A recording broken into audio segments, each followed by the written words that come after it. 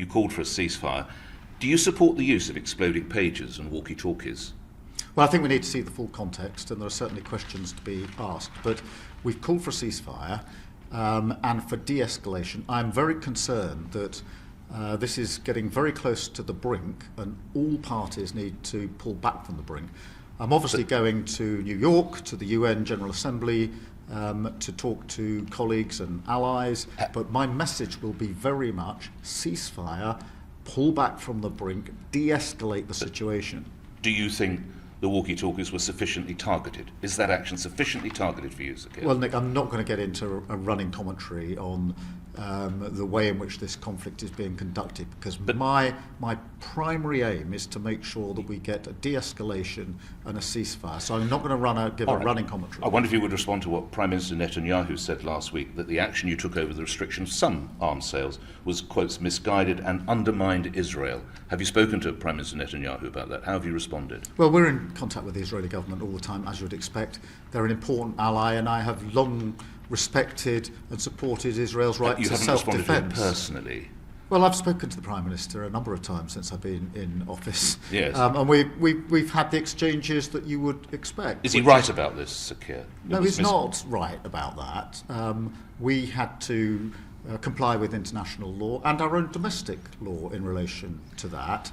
And I've always been clear, I support Israel's right to self-defence. I've been robust about that. I've taken, some blows in relation to that, as you know, so there's no doubting that support. But of course, it's got to be done in accordance with international law. I'm British, ex-military for 24 years, so I do hold the British passport. I'm proud to be British. I'm living here at the moment with my Lebanese family. We commute back over to the UAE for my other job. I'm currently in a place called Jebel. It's a strong Christian area. It's north of Beirut, and basically, yeah. What are your plans for you when you hear the Prime Minister urge you to get out? What are your plans for you, your wife, and your family? I think it's quite sensationalised at the moment. Sort of this Dunkirk-style operation. I think it's very dramatic. I don't know how the British government can do that. Other governments aren't doing that. So at the moment, like I say, we're in a relatively safe area, we know what's going on in Beirut. We see what's going on, and basically, what I wanted to call up and say, Nick, if that's okay, is this. It's almost propaganda coming out of Israel, and especially the IDF as well. Sort of giving notice to the civilians to flee.